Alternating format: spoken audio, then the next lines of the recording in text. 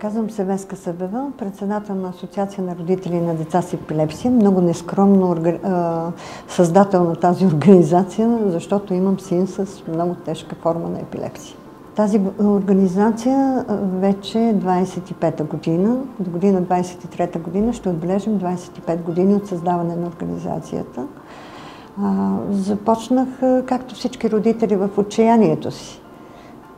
Но аз, понеже съм свикнала да работя с хора, обичам да работя с хора, реших, че сама не би трябвало да се боря, затова пуснах една обява във вестник за жената. И в този вестник се отзоваха родители, които започнаха да звънят на моя телефон.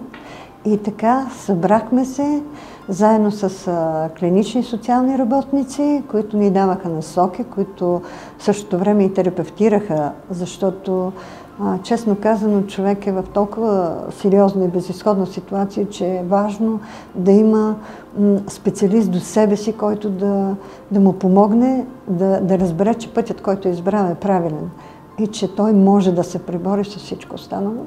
Така че създадахме 1998 година, 13 юли е регистрирана организацията. Като фондация беше 2008 година я преобразувахме на асоциация, защото искахме хората да я чувстват като своя. Фондацията звучи нещо по-различно, малко по-чуждо и затова станахме асоциация, за да можем всички да работим заедно за благото на нашите близки.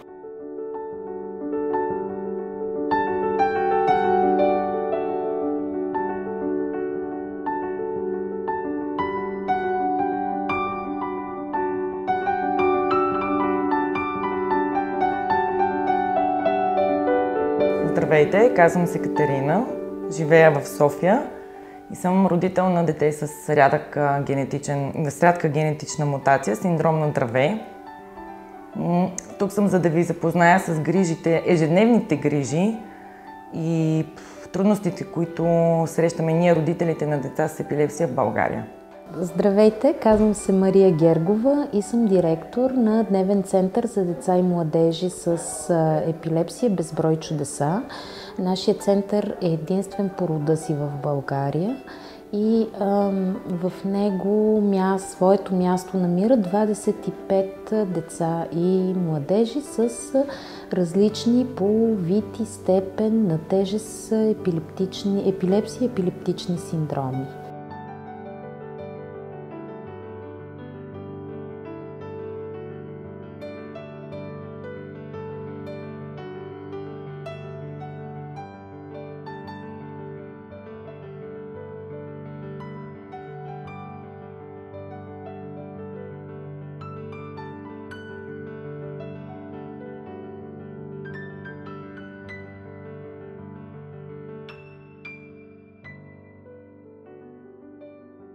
Социалната адаптация на тези деца, приема на родителя, че детето има проблем, психологическата нагласа, че детето ти е различно и след това усилията, които трябва да положи, за да направиш от него един що-годе нормален човек, покриваш социума, в който попадаме всички ние. защото когато една жена стане майка, тя вече не е сама и не се бориш само за себе си, а би трябвало да се бориш и за детето, с което си родил и за което искаш да се грижиш. И за жалост, наистина в България попадаш в една джунгла, в която ако не бъдеш борбен, ако не бъдеш настъпателен, ако не бъдеш амбициран, ако не бъдеш бунтар, системата ще отхвърли теб, а след това отхвърли и детето ти. Чисто практически едно такова дете обикновено няма достъп до обикновена детска градина. Дори да бъдат приети, са приети с определени условия към родителите, които един нормален родител не може да покрие, когато той беше вече на 4 години, го приеха в обикновена детска градина, в която директорката ме помоли да бъда на разположение, ако случайно той направи пристъп в рамките на 10 минути. За да може един родител да работи, той не може да бъде на разположение от разстояние на 10 минути. Ние живеем в Обеля, аз съм работила в разсадника. Чисто физически няма как да стигнеш за 10 минути. Била съм акушерка в клиника Щерев и определено благодаря на целия колектив там, защото са ме подкрепяли и винаги са били зад гърба ми в това начинание да се боря. Но така или иначе той не попадна в тази нормална детска градина, поради условията, които поставят директори, да дори може би, не знам, лелките, хайде да не ги наричаме лелки, а помощник възпитателките. Защото едно такова дете иска малко повече обгрижване, малко повече наблюдение, да го познаваш чисто психологически, да знаеш навиците му, начина по който се държи. Защото всеки един пристъп пред тях има някаква симптоматика. И ако човека наистина познава добре детето, няма да има проблем да разпознае настоящия пристъп. Тогава, когато я създадахме, нямаше нищо. Съвсем сериозно ви казвам, нямаше нищо. Даже и подкрепата за децата я нямаше. Моя син тогава беше дете. Нищо. Нямаш, седиш и мислиш какво да направиш, как да се справиш. А ние нямаме по едно дете. Ние имаме и други деца. И тези невидими деца, които остават, защото ти отделяш цялото си време, енергия, за да можеш да спасиш болното, за другото остава да му кажеш, че го обичаш. Извинявайте, което е малко. Оказва се на практика, че е малко. Трябва да отделяш внимание само за него, да работиш само с него, но кой да те научи? Когато след създаване на организацията, ние започнахме да обучаваме специалисти. Как да работят с нашите деца, с тези с епилепсия, как да работят с семействата, за да можем да се почувстваме пълноценни и ние, че ние сме хора и ние трябва да живеем своя живот, а не живота на деца. Всички останали могат да живеят нормален живот, защото най-тежките форми са съпътствани с интелектуален проблем. Тези останалите могат да имат пристъпи, да кажем, 2 пъти годишно или 1 път годишно, дори и да приемат медикаментите, което не би трябвало да бъде пречка те да могат да работят, да се реализират и да могат да се включат в обществото, защото доста често тези хора имат семейства, имат деца, създали са своя общност, свои приятели, живеят един пълноценен живот, но в момента, в който направят пристъпа и веднага започват да бъдат етикирани.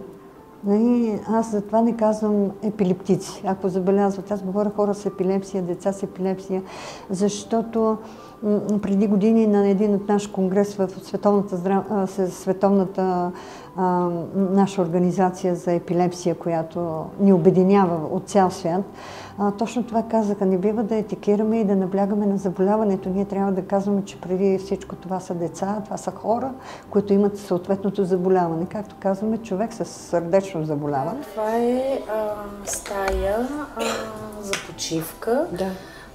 Тук, когато някой получи епилептичен гърч или когато не се почувства добре, ляга да си почива. И аз съм много благодарна на всички тук.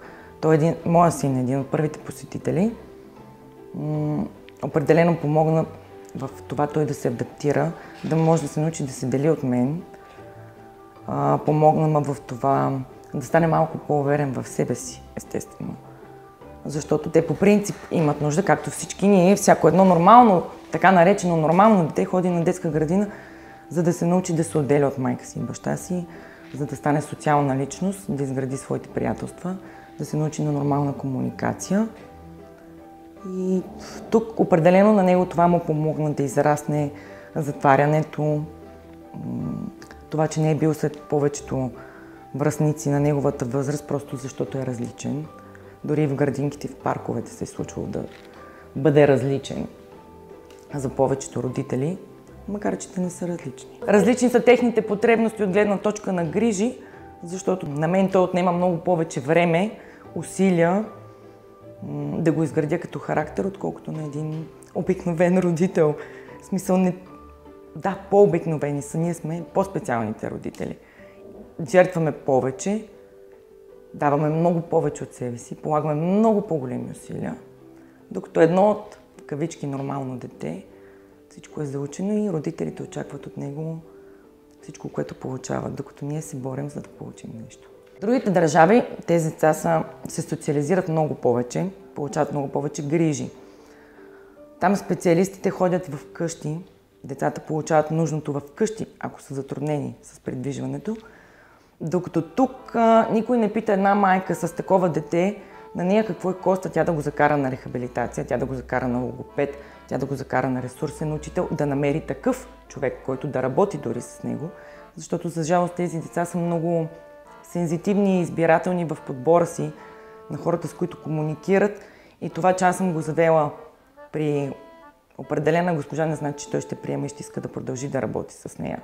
Там вече се получава една по-силна връзка, която за нас, обикновените хора, е малко по-непозната. Определено има много други затруднения, например на посещаването на метро, на детски площадки, които не са обезопасени, не са пригодени за този тип деца. Не бих казала определено, че получавате достатъчно уважение от самото общество, когато са на улицата. Има различни методи, има различни училища, има различен подход към тези деца. Там хората гледат да работят с тези деца над това, което на тях им се отдава най-много и което ги влече най-много. Докато тук в България това дете един ден ще учи по общата програма, която е приета от МОН, което за мен е нещо недопустимо. Не може да накараш едно дете с коефициент на интелигентност, примерно от 30 до 50%, да запомни стихотворение на Яворов, да запомни азбуката, да го накараш да пише, да бъде гениален математик, да може да рисува, да прави преразкази, да пише есета. Според мен такива деца трябва да учат по тяхна програма, която да бъде отсявана естествено от ресурсните учители и да бъде за всяко едно дете самостоятелно. Да, повечето от тях проявяват аутистични черти, имат различни таланти, но ето това е проблема, че в България няма кой да извлече таланта от тях. Когато пуснеш едно такова дете да учи по общата програма, няма как да изискваш от него. Ти го унищожаваш? Да, абсолютно ти го притъпяваш. Примерно моят син много обича да сглобява. Надали ще се наеме някой, който да го накара той да сглобява и да разглобява в едно училище за деца с специални потребности. Знам, че моят син рисува добре.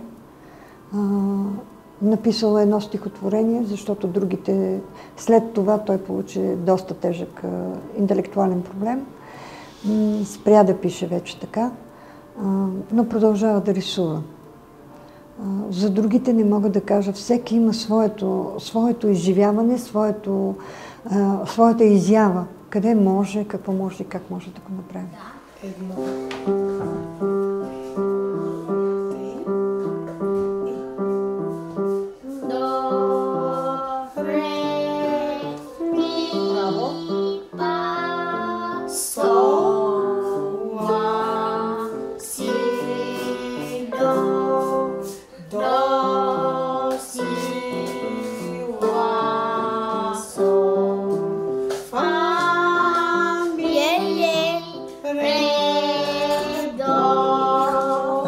Човек, който работи с деца, трябва да обича децата. Дали са със специални образователни потребности или са просто нормалните деца, много помага. Те усещат емоцията в човека. Когато ти си настроен негативно, няма как детето среща да те приеме с отворено сърце и да бъде усмихнат, жизнерадостен, че той влиза в тази детска градина или в това училище. Търпението е много водещо. Дори и при нас, родителите на такива деца, бих казала, че търпението е може би в неизмерни единици над нормалните деца. толкова много ти отнема да обясниш, да разкажеш, да го помолиш, да го накараш дори да влезе. При едно такова дете влизането на сила в сграда, стая, помещение е почти невъзможно. Там трябва да започнеш под формата на игра, да се опиташ да го убедиш, че това е безопасно за него място, че там той ще получи нужните неща, че това е за негово добро. Неща, които той не може да разбере. Имало е моменти, когато е отключвала агресия, тогава просто седиш безучастно и мълчиш. Спира агресията, той става и си тръгва. Ако аз отключа агресия в този момент към него или пожелая да го набия или каквото и да било, искам да го споцвам, ще стигнем до там, че той ще бие мен, аз ще бия него. Което е нещо не е окей.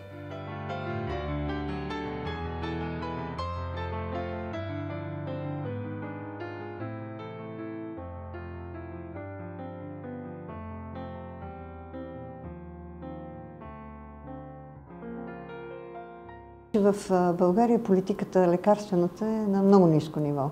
За мен е категорично е много ниско ниво. Аз не ви казах, аз съм биолог по професия.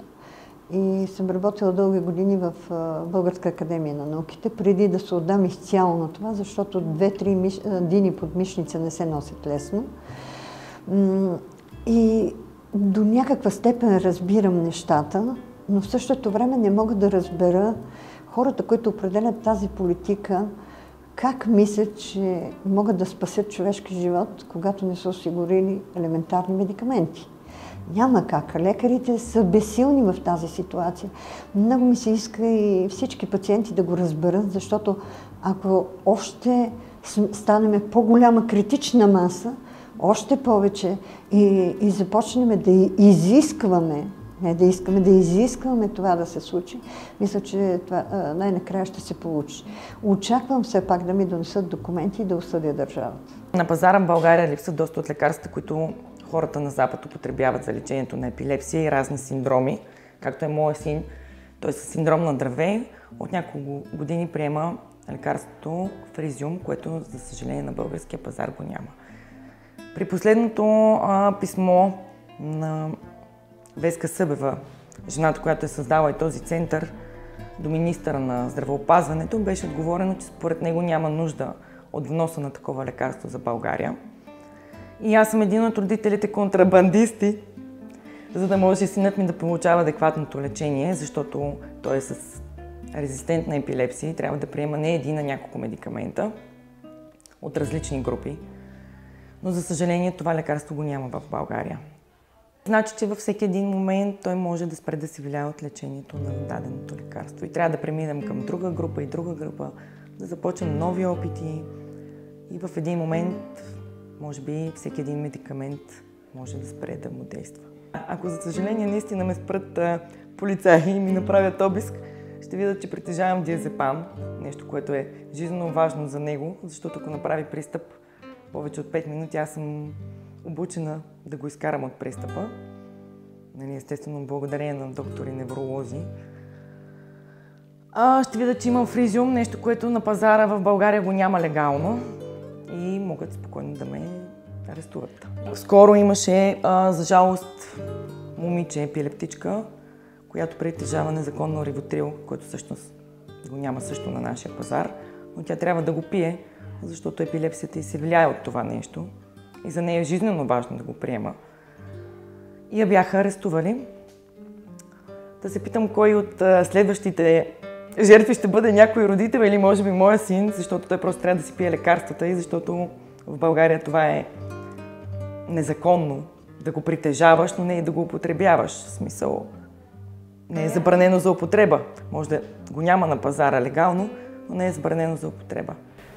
Някои много гениални творци са били епилептици, като примерно Достоевски или Ван Гог.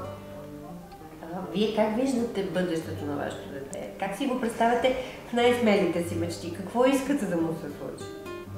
Може би да си бъде самодостатъчен. В смисъл да може да се оправя сам, да се обслужва сам, да отиде до магазина да си купи нещо сам. въпрос, който мен ми е интересно винаги. Например, Достоевски, любимият ни автор, най-задълбочения, най-страшният психолог, най-проникновеният разказвач за тъмните страни на човешката душа, е имал епилепсия. Разкажете ни за още такива примери на гениални личности, които едва ли не именно заради епилепсията си са развили тази проницателност. Луис Карол. Така ли? Алиса в страната на чудесата, да.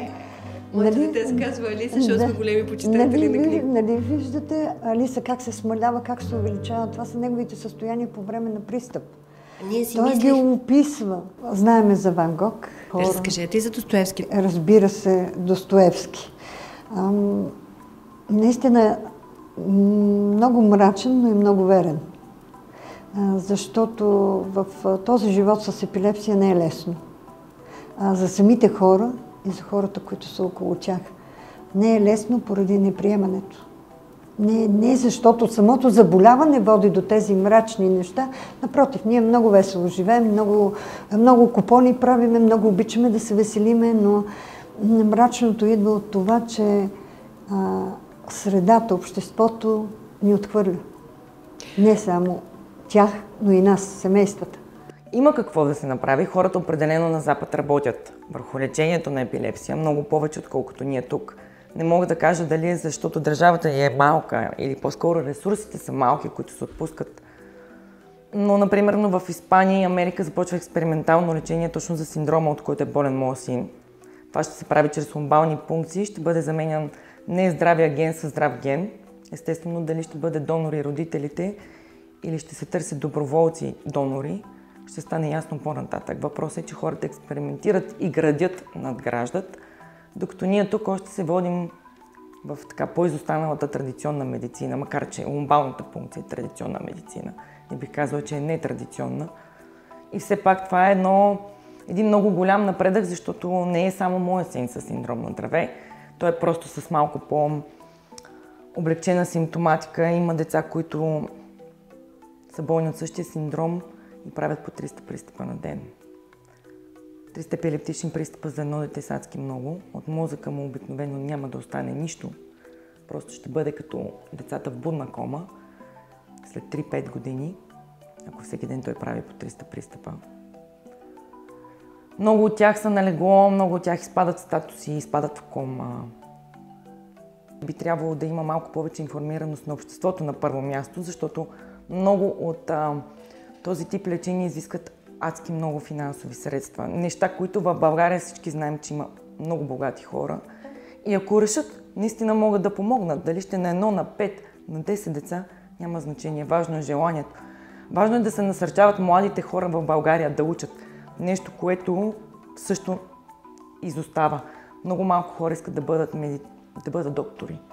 Аз ги разбирам, това отнема адски много от личния ти живот, защото това е една хуманна професия. И ако в България, може би, и докторите получават една идея по-големи заплати, ще бъдат малко по-отдадени на професиите си. Да, наистина, това е хуманна професия. Ти тръгваш с идеята, че ще помагаш на хората, няма да трупаш пари, но все пак ти някой ден ще лишиш семейството си от своето присъствие, ще лишиш близките си, ще лишиш роднините си за една кауза. Нормално е. Самите лекари трябва да бъдат насърчени, да бъдат поощрени. Младите хора също да помагат, защото в момента в България има няколко специалисти, които работят с такива деца. Само че за жалост и те остаряват. А къде са новите попълнения? Всичко, което излиза като кадър, като някой, който наистина иска да се развива в това нещо. Той напуска страната, защото няма нужните условия. Няма апаратурата, няма лекарствата, няма помощта. Всеки ден при нас е различен. Имаме весел, прекрасен ден. Имаме програма, която всеки ден включва различни занимания, така че на децата да им е интересно. Освен терапевтичните дейности, като логопедична терапия, психологична терапия, социална работа, рехабилитация, имаме и групови занимания по арт-терапия, музикотерапия, театрално майсторство. Като всеки ден имаме различни теми за разискване с по-големите младежи и много интересни неща ни се случват. Когато дойде храната, носи документа от храната. Много сериозна задача. Ама много. И той много ми помага. Трябва да се научим да ги разбираме. Те сами показват какво желаят от човека от среща. Не е нужно ние да ги питаме. Те сами показват дали ни приемат или не. Те сами ни насочват. Всяко дете учи, знаете, всяко дете, когато се появи за първи път семейство, учи майка си как да го гледа. Така е и с тях. Нищо, че порастват и стават големи на 8, на 9, те сами отиват при човека и му показват дали са отворени към него, как да подходи той към тях. Виждала съм и добрата страна, виждала съм и лошата страна да бъдеш родител на такова дете. Но в повечето случаи съм получавала лошата страна. Но не съм се отказала, защото той трябва да стане пълноценен за себе си, да се асоциира. И когато казвам, че искам да стане самостоятелен, не го казвам, за да ми олекне на мен. Казвам го, за да олекне на цялата система. Защото ако може би някой работеше с тези деца да бъдат една идея по-социални, те щяха да бъдат полезни на обществото, полезни за себе си. Защото аз няма да бъда вечна, няма да мога да му плащам сметките, нито ще мога да му купувам лекарствата, но ако държавата поработи малко повече на това да ги прави социални, утре той може да започне да коси тревата в парка, да бладисва пейките, или ако щете да разлепи фишове, да рисува картини, да ходи да сверява часовници, да чисти в някое министерство, той ще бъде полезен на себе си и няма да бъде в такъв общърб на държавата. Но за жалост държавата не мисли за това. Те си мислят, че когато им дадат един телк, всичко приключва. За жалост не. Нищо не приключва там. Тези пари са адски малко за грижите, които иска едно такова дете. Моя син посещава рехабилитация, за която аз плащам всеки месец 1000 лева. А държавата му отпуска 7 дни рехабилитация годишно. Той получава 5 дни в седмицата рехабилитация. Всеки ден, по 1 час.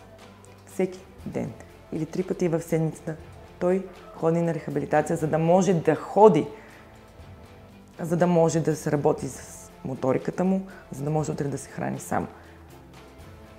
Защото ако той не може да се храни сам, аз трябва да остана вкъщи. А ако аз остана вкъщи, с тези 930 лева няма как да живеем двамата.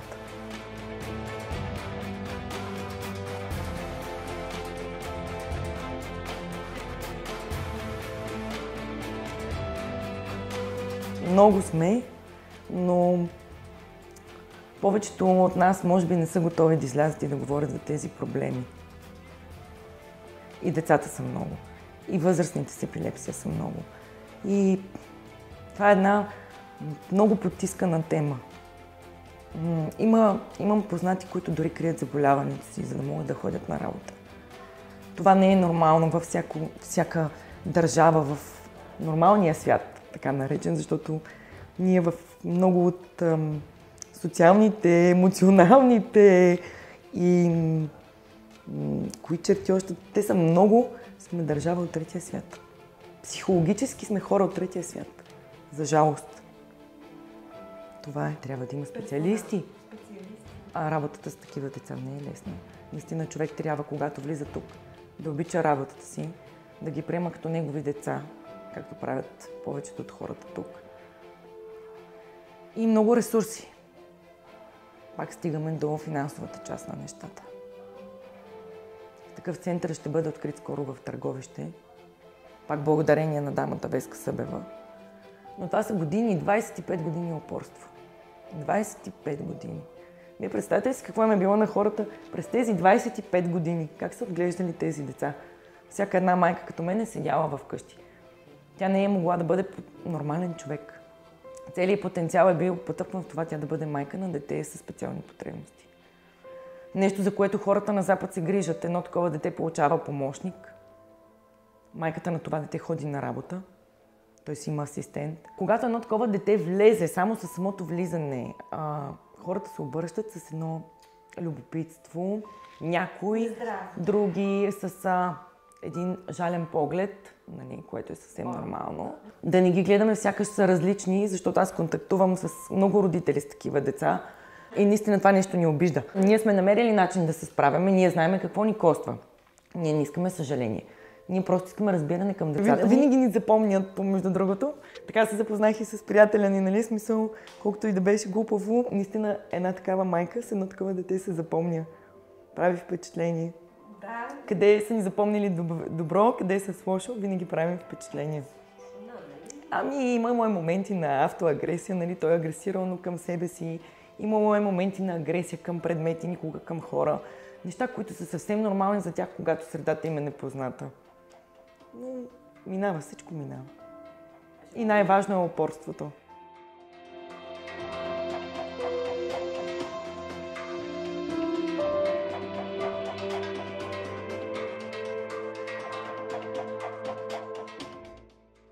Какво постигна вашата асоциация през тези 25 години?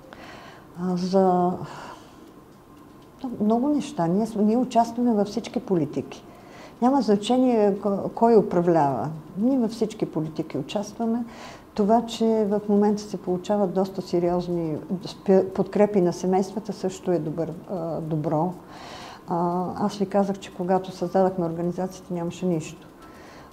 Услугите се развиха, макар и да имаме само един център и да отваряме втори център, но има други услуги, в които евентуално ние можем да помагаме като асоциация. Детските градини ни канят, училищата ни канят, когато имат дете с епилепсия. Ние водиме наш специалист, който да говори с тях, психолог, който е обучен как да се създаде екипа. Така че има доста сме познати за хора, които се интересуват и които искат да решат проблема. Това, че за пръв път чуваме, за мен не е вариант. Защото ако търсиш и искаш да намериш, ще намериш. Както и за другите увреждания, за другите проблеми, които се срещат в България с хората за тяхното приобщаване в обществото.